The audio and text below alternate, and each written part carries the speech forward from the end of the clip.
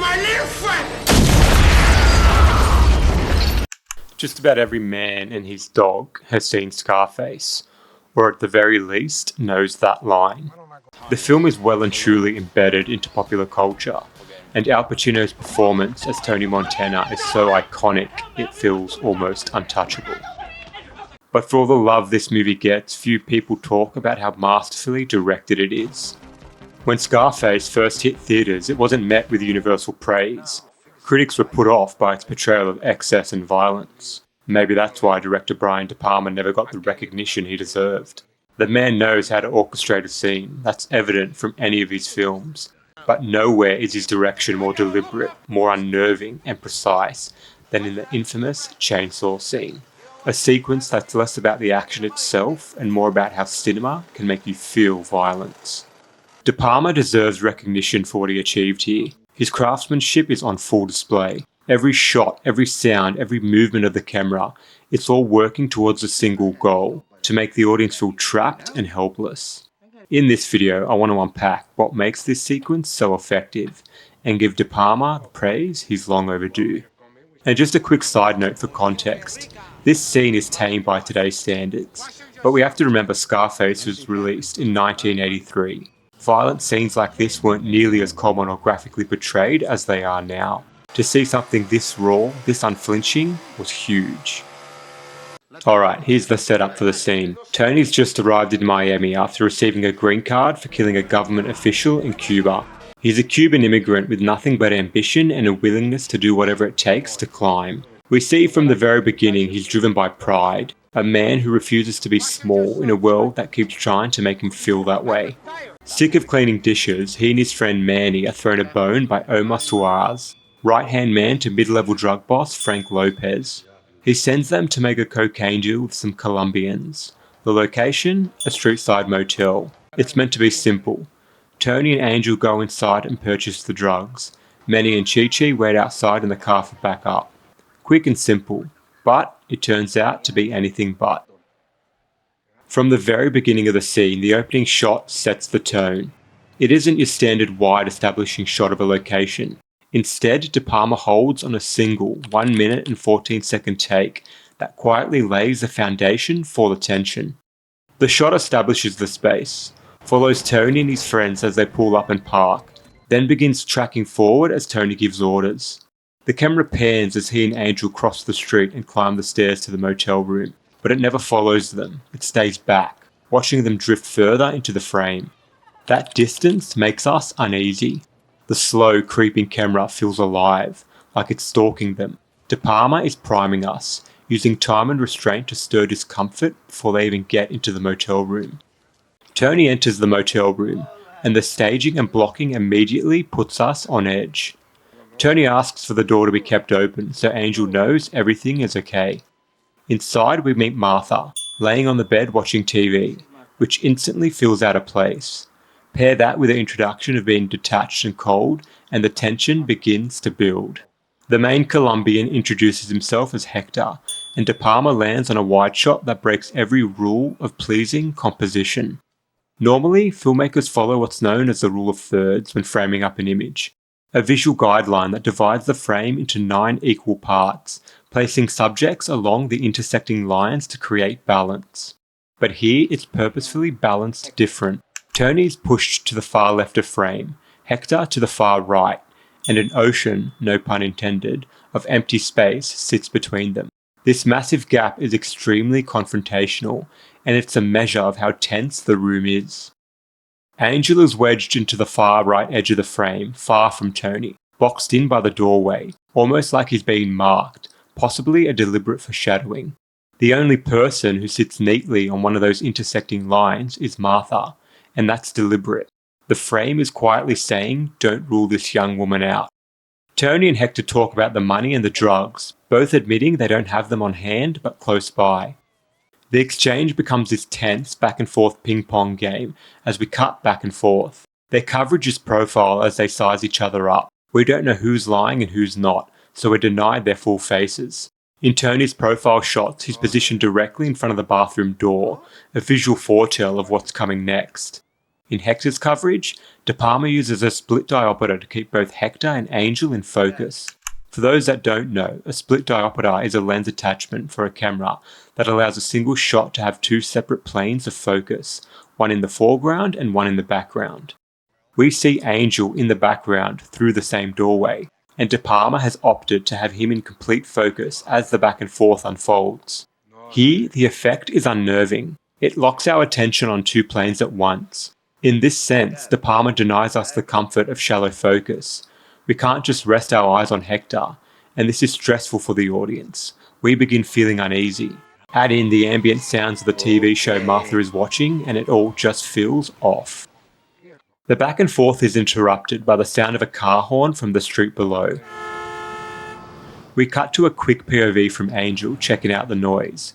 We look down to Manny, who's trying to charm a woman passing by, which is funny because we've got this tense scene building up in the motel, and Manny, true to his character, can't help himself but chat up a woman. De Palma's showing us that the people who could help if something goes wrong are becoming distracted. He's creating the isolation around Tony and Angel through sound, something he builds on brilliantly a few moments later. Tony's had enough of Hector's games and turns hostile. Where are you from, Tony? What the fuck difference does it make where I'm from, man? He snaps at him and more or less tells him to stop playing games. The standoff finally breaks. Angel is grabbed at gunpoint by two Colombians who rush in from outside and shove him into the room. And Martha, who sat clearly at a point of interest in the wide frame, springs up, revealing a silenced Uzi and aiming it on Tony. Hector moves in and disarms him. It all happens so quick. The slow, uneasy rhythm of the scene snaps in an instant, like a rubber band releasing after being stretched too far. The camera immediately switches to handheld, cementing the unstable situation Tony and Angel are now trapped in. De Palma doesn't cut though. Instead, the camera drifts in a slow semicircle around the back of Martha before pushing in on Tony and framing Angel perfectly in the bathroom behind him. Most filmmakers today will try to create this chaos through rapid cuts, using editing to simulate panic. De Palma does the opposite. He goes handheld and choreographs the tension through movement and staging. Hector threatens Tony, and classic Tony tells him to shove his head up his ass. This whole scene actually serves to reveal the true depth of Tony's character, but more on that at the end. Hector moves to a suitcase to retrieve a chainsaw. Ironically, the cocaine is in there too. He forces Tony into the bathroom, which bleeds into one of my favourite shots in all of cinema. Martha bends down and turns up the volume on the TV, a chilling gesture meant to drown out the noise they're about to make. The camera then pushes in towards the window. We cut outside to that same window as the camera pulls back and pans across. We're now looking at the easy calm of Miami Beach. It's a perfect day, a total disconnect from the horror taking place just a few feet away. The camera slowly descends to the street. The muffled sounds of the motel fade out and are replaced by the outside ambience. We hear seagulls, the ocean breeze, waves, traffic, and the music playing from Manny and Chi-Chi's car. We land on the two of them, the men who should be watching the deal, and they're completely unaware. Manny's flirting with the woman, Chi-Chi's lost in the music. We hold for a few seconds. De Palma then reverses the move, bringing the camera back up toward the window. The sound shifts again. Outside fades as we pull further away. The television takes over, and the hum of the chainsaw creeps in as we pass through the glass and re-enter the bathroom. Any other filmmaker, especially in the 80s, would have just cut down to the car to show the distraction and cut back.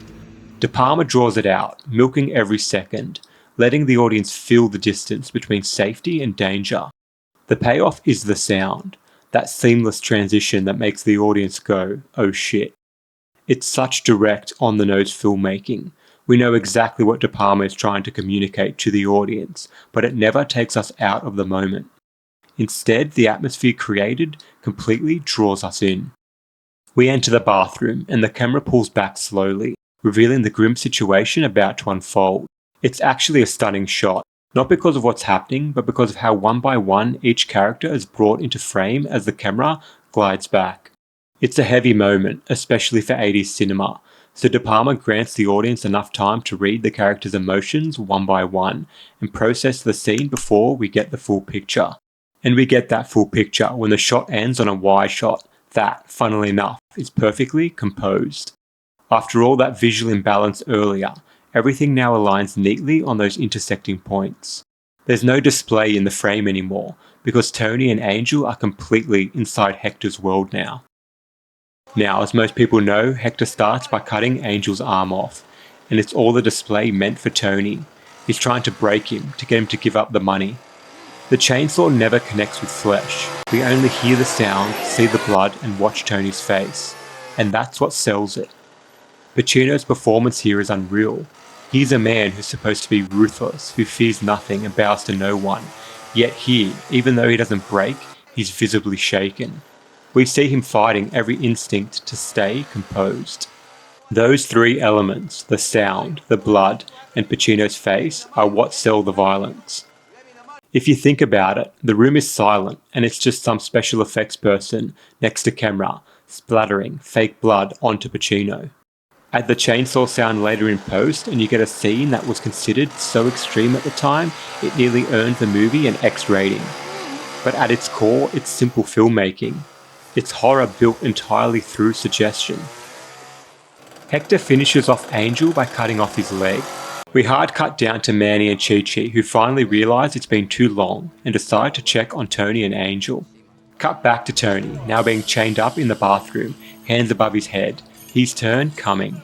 And in true Tony fashion, even in this position, he tells Hector to go fuck himself. The hard cuts between Manny moving toward the motel and Tony's peril start to build a rhythm. The editing now becomes the pulse of the scene, each cut another beat closer to the breaking point. The camera's showmanship is gone, it's all momentum now. We're locked in, waiting to see if Manny will get there in time. The camera dollies backwards out of the bathroom as Hector tries to restart the chainsaw. As it pulls away, the television comes into frame, showing a house collapsing in the program Martha is watching. It's a sly bit of visual irony from De Palma, almost prophetic. The image mirrors what's about to happen. This scene, all of it, is about to come crashing down. Manny reaches the motel door, presses his ear against it, hears the chainsaw, and De Palma cuts the tension with pure chaos. The quiet dread that's been building for minutes explodes into gunfire, breaking the suffocating rhythm. Manny gets shot. Hector makes an escape, oddly enough taking the chainsaw with him. Tony fights and kills another Colombian. Now comes what I consider to be two of the most revealing moments of Tony's character in the entire film. First, after the chaos, he checks on Manny to make sure he's okay. But before running out after Hector, he tells Chi-Chi to grab the drugs. Even in that moment of blood and panic, his mind stays locked on the score. That's Tony in a nutshell, ambition constantly on his mind. He then chases a bloodied and limping Hector out onto the street. He doesn't just shoot him the second he sees him from this position here. He circles around him, makes sure Hector can see exactly who's about to kill him. That's the second character-defining moment. We cut briefly to a confrontational wide shot of the two facing each other again, and look, they're framed almost exactly as they were at the beginning when they first met. Neither sits neatly on those intersecting points, but this time Tony claims the balance by executing Hector. And he does so pure execution style, in broad daylight, in the middle of Miami, in front of an audience. This whole scene is a showcase of control. Made in the early 80s, long before digital tools or the shorthand filmmaking knowledge we take for granted today, De Palma built tension purely through camera movement, blocking, and sound. It's proof that mastery of film language is about how well you understand what you have. One fitting takeaway I like about this scene is that this is the only scene in the entire film where Tony's actually referred to by the name of the film, where he's actually called Scarface. Metaphorically, it's as if the name is being branded onto him. It's rebirth through violence. What makes it even more unsettling is the setting itself. All of it happens in broad daylight, on a busy Miami strip, right by the water. That contrast between pure terror and idyllic normality gives the scene a strange kind of realism. De Palma didn't just direct a violent scene, he orchestrated one of cinema's most pioneering displays of violence. A sequence that still feels dangerous today.